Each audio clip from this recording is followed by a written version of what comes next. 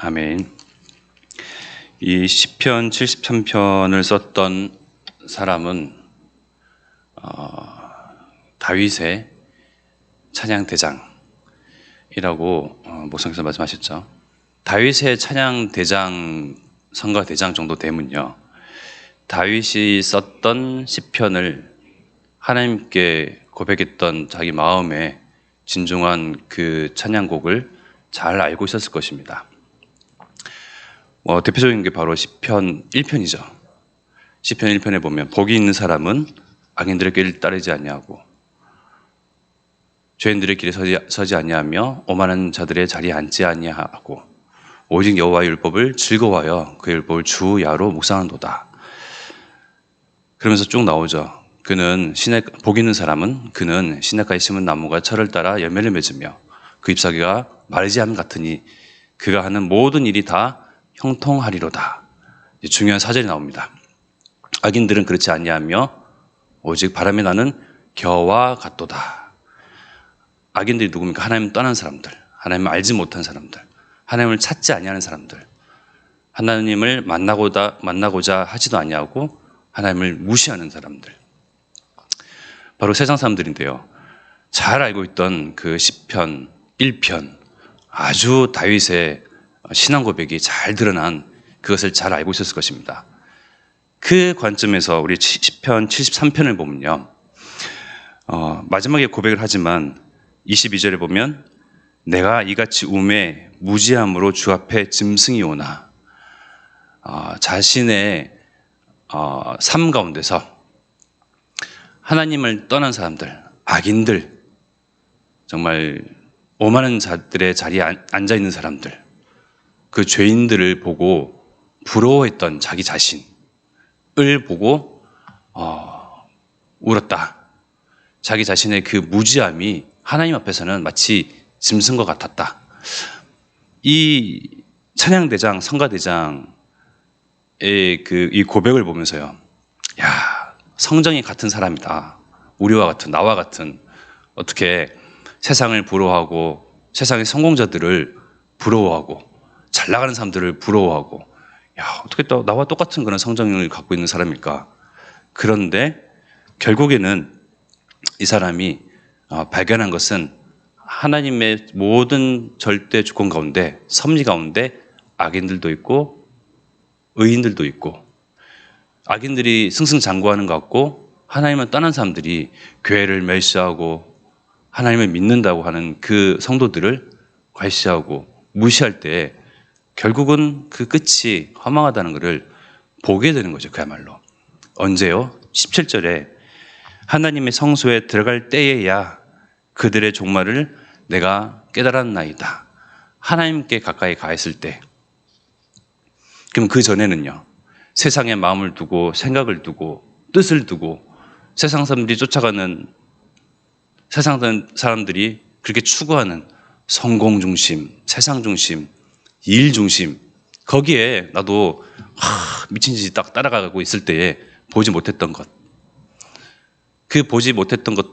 그 사람들의, 그 성공자들의 상태가 이 고백에 잘 드러나 있습니다. 어떻게 보였습니까? 처음에는 3절부터 쭉 보면요, 내가 악인의 형통함을 보고 오만한 자를 질투하였다. 그들은 죽을 때도 고통이 없었던 것 같다. 그 힘이 강건하며 사람들이 당하는 고난이 그들에게는 없고 사람들이 당하는 재앙도 그들에게는 없는 것처럼 보였었다. 그러므로 교만이 그들의 목걸이요 강포가 그들의 옷이며 살찜으로 그들의 눈이 솟아나며 그들의 소득은 마음의 소원보다 많으며, 사람들이 각자 원하는 그 마음의 그 물질이 있잖아요. 꿈이 있어요. 그보다 소득이 더 많았던 것처럼 보였었다. 그들은 능욕하며 악하게 말하며 높은 데서 거만하게 말하며 그들의 입은 하늘에 두고 그들의 혀는 땅에 두루 다니도다. 거칠 것 없다는 거죠. 높을 것이 없다는 거예요. 그러므로 그의 백성이 이리로 돌아와서 잔에 가득한 물을 타 마시니 말하기를 하나님이 어찌 알랴. 하나님은 아주 그냥 무시하는 거죠. 지존자에게 지식이 있으랴 하는도다. 하나님이 무슨 지식이 있으며 하나님이 존재하냐? 하나님은 보여봐라. 아주 승승장구하는 악인들, 오만한 자들, 죄인들의 그 말에 나도 2절에 보면 거의 넘어질 뻔했다. 나의 걸음이 미끄러질 뻔했었다.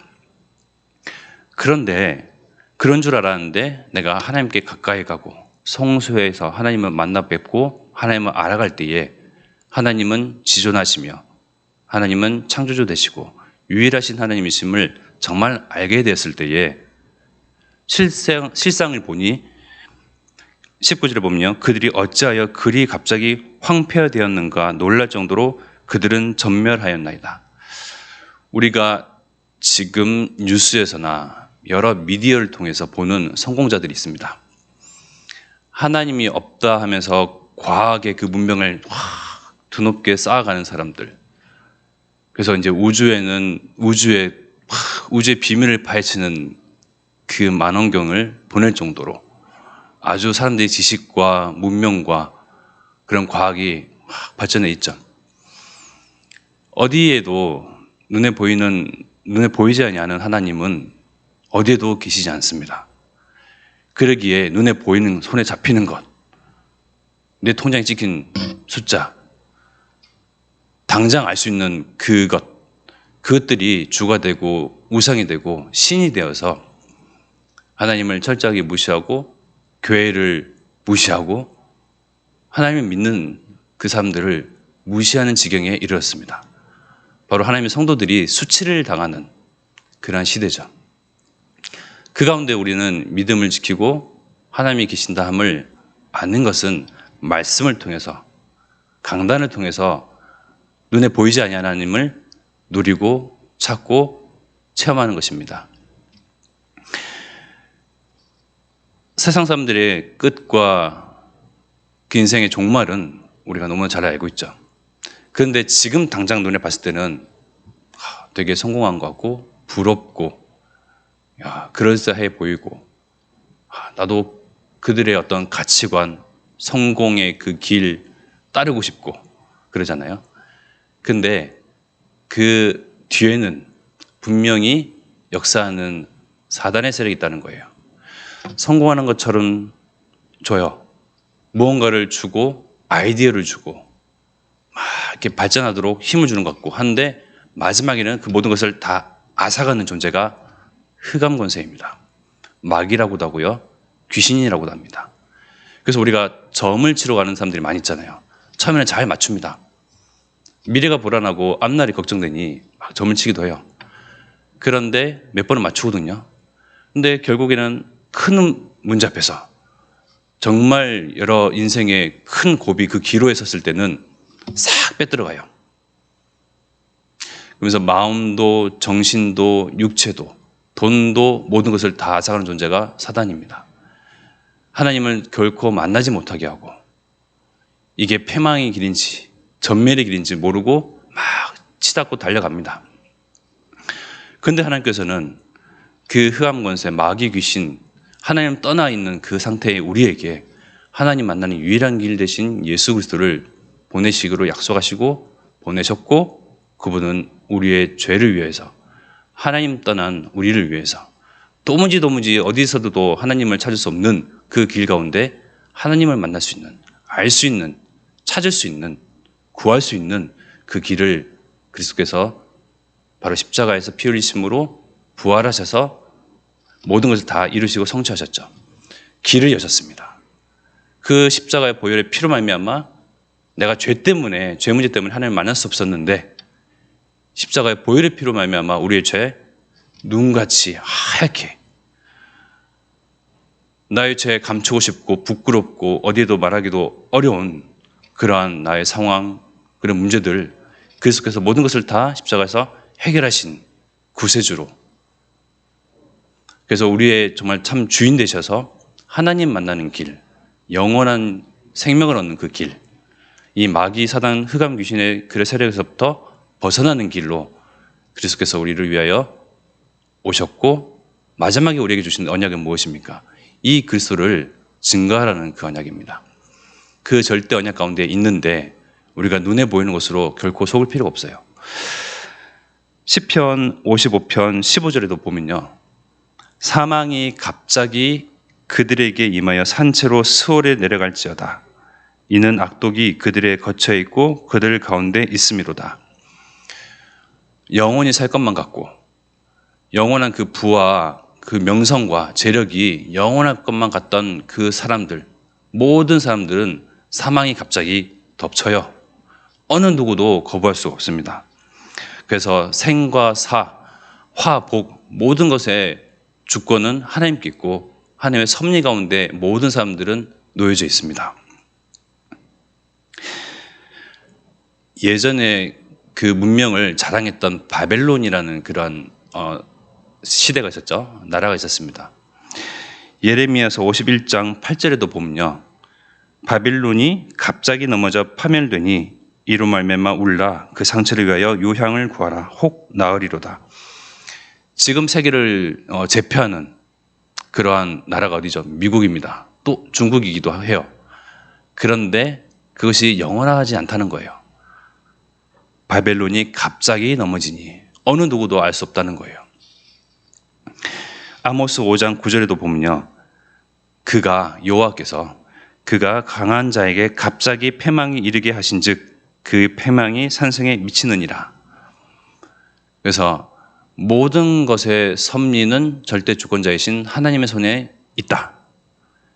그 손 가운데 우리도 있는데 우리가 만난 뭔가의 문제, 위기라고 생각하는 것, 인생에 정말 닥칠 수 없는 이런 상황들, 이해 못하는 상황들 있죠. 그들과 우리의 차이점은 하나님을 떠난 사람들, 악인들, 죄인들, 오만한 자들은 패망하고 사망하고 그렇게 되는데 우리가 만난 문제와 위기들은 하나님의 절대 시간표 언약 가운데 있다는 거예요. 보세요. 렘넌트 7명을 잘 보시면 됩니다. 다윗 시대에 어렸을 때 목동으로 있던 시대에 갑자기 블레셋이 찾아왔어요. 이제 그 장수 한 명 골리앗 때문에 그 나라가 넘어가게 생겼어요. 또 종되고 포로되고 노예되는 그런 상황에 처했는데 그것이 갑자기 그런 처한 상황 속에서 그 위기 가운데서 하나님을 고백하고 바로 하나님의 능력으로 하나님을 평상시 가까이 했던 그 다윗의 그 위기가 어떻게 넘어갔는지 우리가 잘 알고 있죠. 바울은요. 모든 지식을 갖고 있고 배경을 갖고 있고 시민권이 로마에 있고 그 사람이 갑자기 만난 위기입니다. 다메섹 도상에서 눈이 멀어지게 되죠.